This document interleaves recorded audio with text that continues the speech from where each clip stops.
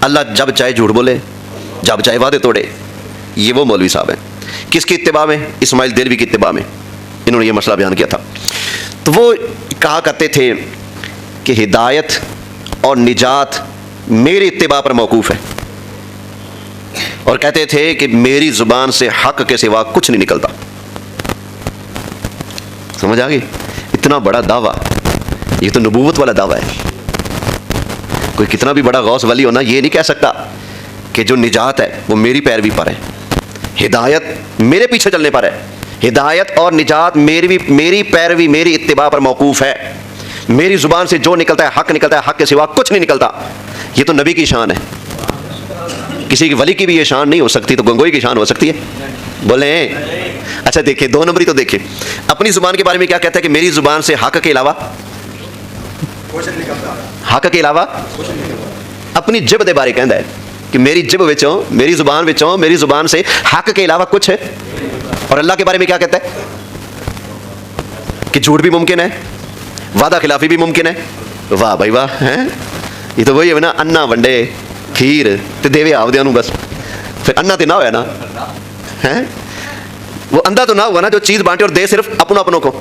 اندھا تو نہ ہوا نا، دو نمبر ہوا نا بھائی. یہ بھی دو نمبر ہی. اپنے بارے میں کہتے ہو کہ میری زبان سے حق کے علاوہ کچھ نکل نہیں سکتا، اور اللہ کے بارے میں یہ گمان تمہارا کہ اللہ کے لیے جھوٹ ممکن ہے، وہ جھوٹ پر قادر ہے، وہ وعدہ خلافی بھی اس کے لیے ممکن ہے، وہ وعدہ خلافی پر بھی قادر ہے. معاذ اللہ، استغفر اللہ. بھائی جھوٹ بھی گند ہے، وعدہ خلافی بھی گند ہے، اور اللہ عیب والی چیزوں سے پاک ہے. سمجھ آ گئی نا؟ اچھا تو یہ بھائی یہ یاد رکھیں، جس شخصیت کا ہر عمل قابل تقلید ہو، جس ذات کا کوئی قول حق کے علاوہ نہ ہو، وہ نبی کی ذات ہوتی ہے. نبی کے علاوہ کسی اور کی یہ شان ہے نہیں ہو سکتی کہ اس کی زبان سے جو نکلے وہ حق ہی ہو. غلط بھی ہو سکتا ہے، خلاف حقیقت بھی ہو سکتا ہے، اس میں غلط فہمی کا عمل دخل بھی ہو سکتا ہے، لیکن جس کو نہ غلطی لگے، نہ غلط فہمی ہو، نہ حق کے خلاف جملہ نکلے، وہ نبی ہوتا ہے. سمجھ آ گئی نا؟ اب یہ جو خود کو کہہ رہے ہیں میری زبان سے حق کے علاوہ کچھ نکلتا نہیں، میرا دل کرتا ہے تھوڑا سا اس کا اندر پیٹا نہ کھول دوں، کیونکہ اس نے نبوت کو ہاتھ ڈالا ہے. یہ وہ بندہ ہے جس نے اپنے فتاوی رشیدیہ میں لکھا ہے کہ نبی پاک علیہ السلام نے فرمایا کہ مجھے اپنا بھائی کہا کرو.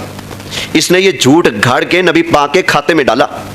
رشید احمد گنگوہی نے فتاوی رشیدیہ میں لکھا ہے اس نے کہ نبی کریم علیہ السلام نے صحابہ سے فرمایا کہ مجھے کیا کہا کرو؟ بولیے، بھائی کہا کرو. یہ فتاوی رشیدیہ میں اس بندے کو منہ مانگا انعام دوں گا. یہ میرا بیان ریکارڈ ہو رہا ہے. مجھے ایک حدیث پیش کر دو جس میں نبی پاک نے یہ آرڈر دیا ہو کہ مجھے اپنا بھائی کہا کرو. یہ جھوٹ ہے، چٹا جھوٹ گھڑ کر اس بندے نے نبی پاک کے کھاتے میں ڈالا، اور ادھر سے کہتا ہے کہ میری زبان سے حق ہی نکلتا ہے، حق کے علاوہ.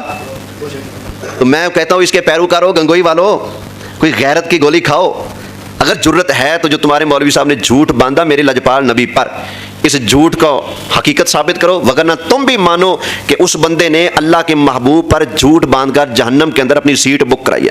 کیوں؟ میں نہیں کہتا، بخاری کی حدیث ہے، مسلم کی حدیث ہے، مشکات کے اندر حدیث کی اور سینکڑوں کتابوں کے اندر یہ حدیث موجود ہے. کیا نبی کریم علیہ السلام نے فرمایا من کذب علی متعمدا فلیتبوأ مقعدہ من النار. فرمایا جو بندہ میں مصطفیٰ پر جان بوجھ کر جھوٹ بولتا ہے وہ جہنم میں اپنی سیٹ بک کراتا ہے. وہ اپنا ٹھکانہ کہاں بنا لے؟ جہنم میں بنا لے، جو مجھ پر جھوٹ باندھتا ہے. ابھی اسی بندے کے جھوٹ میں گنوانا شروع کر دوں تو سارا درس اسی پر گزر جائے گا، لیکن آگے چلنا ہے.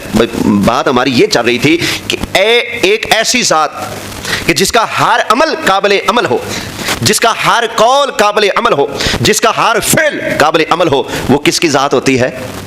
بولے، نبی کی ذات ہوتی ہے. نبی کے علاوہ کوئی اور بندہ ایسا نہیں ہو سکتا کہ جس کا ہر عمل قابل تقلید ہو. سمجھ آ گئی نا؟ ہاں جی. کیوں؟ اس لیے کہ نبی ہوتے ہیں معصوم، گناہوں سے، غلطی سے. نبیوں سے غلطی نہیں ہو سکتی، نبیوں سے گناہ نہیں ہو سکتا. اسی وجہ سے ان کی اطاعت علی الاطلاق واجب ہے، کیونکہ وہ معصوم ہے، گناہوں سے پاک ہے. خیر، نبی کریم صلی اللہ علیہ وآلہ وسلم کے قول کو، سرکار کے فعل کو، سرکار کے عمل کو جو بندہ حقارت کی نظر سے دیکھے وہ شخص کیا ہے؟ بولیے. یہاں کتاب اگلے دن پڑھی تھی فضائل اعمال، ابھی یہاں پڑھی نہیں، پتہ نہیں کہاں غائب ہوگی. اس میں لکھا ہے کہ 23 سال کے عرصہ میں نبی کریم علیہ السلام نے جو کیا، جو لوگوں کو تعلیمات دی، جو سمجھایا، جو انقلاب برپا کیا، یہ ایک حقیقت ہے. کہ سرکار نے یہ کیا. لیکن ایک پارینہ داستان ہے. کیا ہے؟ پارینہ داستان. لو جی آگے میرے کا صفحہ نمبر 703 تھا اس کا شاید.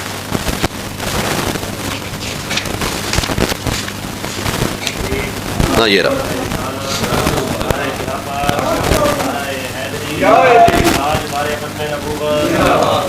کتاب دیکھ رہے ہیں کیا نام ہے؟ فضائل کن کے پاس ہوتی ہے؟ ہوں چپ ہو گئے گونگے ہو گئے کیوں؟ تو نال بہ کے انہوں نے فروٹ کھانے ہوتے ہیں نا, درس سننا ہوتا ہے انہوں نے بہ کے. ہیں بھائی جس کتاب سے درس دے کر وہ آپ کو کسی اور چھڑی پہ چڑھانا چاہتے ہیں نا, یہ وہی کتاب ہے فضائل. اگلے دن میں نے جملہ پڑھا یہاں سے, تو کسی نے کہا جی پوری عبارت پڑھے نا, ٹھنڈی مار رہے ہیں. میں آج پوری پڑھ دیتا ہوں. یہ دیکھنا یہاں سے یہ بات شروع ہو رہی ہے. آج سے تقریباً 1350 سال قبل جب اس بندے نے لکھی تھی, آج تو 1400 سال ہو گئے نا سرکار کو, تو یہ کتاب جب لکھی جا رہی تھی اس وقت حضور کو وصال فرمائے کتنا عرصہ ہو گیا تھا؟ 1350 سال. تو کہتا ہے آج سے تقریباً 1350 سال قبل جب دنیا کفر و ضلالت, جہالت و صفاحت کی تاریکیوں میں گھری ہوئی تھی, اسے رشد و ہدایت کا مہتاب نمودار ہوا اور مشرق و مغرب, شمال و جنوب, غرض دنیا کے ہر گوشہ کو اپنے نور سے منور کیا. دنیا کے ہر گوشے کو اپنے نور سے منور کیا. اور 23 سال کے قلیل عرصہ میں سرکار نے کتنی عمر میں اعلان نبوت کیا تھا؟ 40 سال. ٹوٹل سرکار نے دنیا میں کتنے سال گزارے؟ 63. تو اعلان نبوت کے کتنے سال بنے؟ 23. تو وہ 23 سال یہاں ذکر ہو رہے ہیں. کہتے ہیں اور 23 سال کے قلیل عرصہ میں بنی نوع انسان کو اس معراج ترقی پر پہنچایا کہ تاریخ عالم اس کی نظیر پیش کرنے سے قاصر ہے, اور رشد و ہدایت, صلاح و فلاح کی وہ مشعل مسلمانوں کے ہاتھ میں دی جس کی روشنی میں ہمیشہ شاہراہ ترقی پر گامزن رہے, اور صدیوں اس شان و شوکت سے دنیا پر حکومت کی کہ ہر مخالف قوت کو ٹکرا کر پاش پاش ہونا پڑا. یہ ایک حقیقت ہے. سرکار نے یوں کیا تھا نا, اور ایک دین اور ایک نظام اس مسلمانوں کو دے دیا, اور سرکار نے یوں انقلاب برپا کیا. سارا کچھ لکھنے کے بعد کیا کہتا ہے؟ یہ ایک حقیقت ہے جو ناقابل انکار ہے, لیکن کٹا لیکن تو بات کھلا ہوتا ہے. سمجھ آئی نا؟ تسی بڑے چنگے بندے ہو, پنجو پلا لے ہو, لیکن سمجھ گیا نا؟ لیکن کا جملہ کہاں لگایا جاتا ہے جہاں بندے نے کچھ اعتراض کرنا ہو, جہاں کوئی نقص نکالنا ہو, وہاں بندہ لیکن کے بعد اپنی بات کا آغاز کرتا ہے. کہتا ہے یہ ایک حقیقت ہے جو ناقابل انکار ہے, لیکن پھر بھی ایک پارینہ داستان ہے جس کا بار بار دہرانا نہ تسلی بخش ہے, نہ کار آمد اور مفید. نہ کار آمد اور مفید, نہ کار آمد ہے نہ مفید ہے. ایک ہوتا ہے کسی کو کہنا کہ یہ کار آمد ہے, ایک یہ کہنا کہ یہ بیکار ہے. دونوں میں کوئی فرق ہے؟ بولے. ایک ہوتا ہے کسی کو یہ کہنا کہ یہ چٹا جاہل ہے, اور ایک ہوتا ہے یہ کہنا یہ بیچارے کو آتا جاتا کچھ نہیں. دونوں کا مطلب بولے, دونوں کا مطلب ایک ہے. ایک یہ کہنا کہ یہ گاڑی بیکار ہے, یہ بندہ بیکار ہے, اور ایک یہ کہنا کہ یہ کار آمد نہیں. دونوں میں فرق ہے, لفظ آگے پیچھے ہے, معنی کیا ہے. تو سرکار نے جو 23 سال میں کیا نا, انقلاب برپا کیا میرے آقا علیہ السلام نے, تو کہہ رہا ہے یہ ایک حقیقت ہے جو ناقابل انکار ہے, لیکن پھر بھی ایک پارینہ داستان ہے جس کا بار بار دہرانا نہ تسلی بخش, نہ کار آمد اور مفید. لو جی, سرکار صلی اللہ علیہ وسلم نے جو کچھ کیا اس کو دہرانا, اس کو پڑھنا, اس کا سننا سنانا, کیا خیال ہے؟ مفید نہیں ہے؟ اس میں کوئی خیر نہیں ہے؟ کیا یہ کار آمد نہیں ہے, تسلی بخش نہیں ہے؟ وہ قیامت تک والوں کے لیے اللہ نے مشعل راہ میرے مصطفیٰ کی حیات طیبہ کو بنایا ہے. اللہ تعالیٰ نے ارشاد فرمایا لقد کان لکم فی رسول اللہ اسوۃ حسنہ. سرکار کی زندگی لوگوں کے لیے کیا ہے؟ بہترین نمونہ ہے, مشعل راہ ہے. صاف ستھری زندگی گزارنی ہے تو کیسے گزاریں؟ اللہ فرماتا ہے میرا محبوب تمہارے سامنے بطور ماڈل ہے نا. جیسے سرکار نے زندگی گزاری ہے, تم آنکھیں بند کر کے نبی کریم علیہ السلام کے نقش قدم پر چلتے جاؤ, اللہ تمہیں بھی اپنا پیارا بنا لے گا. تو یہ کہنا کہ یہ پارینہ داستان ہے جس کا بار بار دہرانا نہ تسلی بخش, نہ کار آمد اور مفید, یہ آقا علیہ الصلوۃ والسلام کی حیات طیبہ کی توہین اور گستاخی ہے. یہ آقا علیہ السلام کی بے ادبی ہے. سرکار کی بارگاہ تو وہ بارگاہ جہاں لفظ ٹھیک بھی ہو, لیکن اگر اس کا کوئی غلط معنی بن سکتا ہو, لفظ ٹھیک ہے لیکن اس کو غلط استعمال کیا جا سکتا ہو, تو پھر وہ صحیح لفظ بولنا بھی اللہ منع کر دیتا ہے. تو جس کا سرے سے مطلب ہی غلط ہے, وہ جملہ آقا علیہ السلام کی شان میں بولنا جائز ہوگا؟ تو یہ یاد رکھیں. مجھے کہنے لگا ایک بندہ کہ آپ کے مولویوں نے بھی تو غلطیاں کی ہیں نا. میں نے کہا جی کیا غلطی؟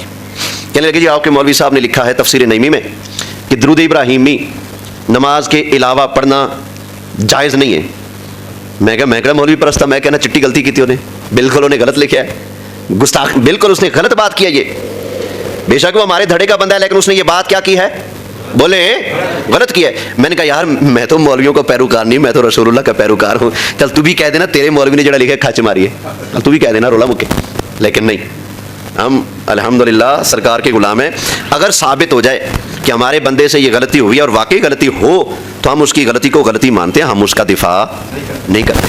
اللہ کی قسم ہے ہم غلطیوں کو غلطی مانتے ہیں, ہم نہیں ڈٹنے والے, ہم توبہ کرنے والے ہیں, ہم معافی مانگنے والے ہیں. ہمیں اتنا پتہ ہے جس سرکار کو ہم نے منہ دکھانا ہے نا وہ مدینے والی سرکار ہے, بس ان سے نہ بگڑے, ان کے دین کی خاطر جس کو چھوڑنا پڑے چھوڑ دیں گے, سرکار کا دامن نہیں چھوڑیں گے انشاءاللہ. کہو تو چھوڑ دیں گے ہم جہاں کی محفلیں ساری, مگر میلاد منانا ہم نہ چھوڑیں گے. اللہ اکبر.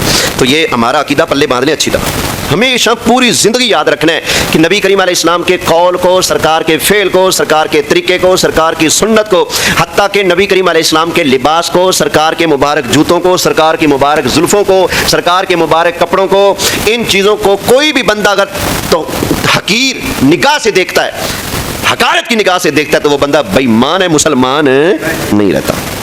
حضور علیہ السلام کی سنت کی توہین جو کرے وہ بھی کافر, آقا علیہ السلام کی زلفوں کی توہین کرے اور آقا علیہ السلام کے کسی طریقہ کار کی توہین کرے, وہ شخص بے ایمان ہے, مسلمان نہیں رہتا.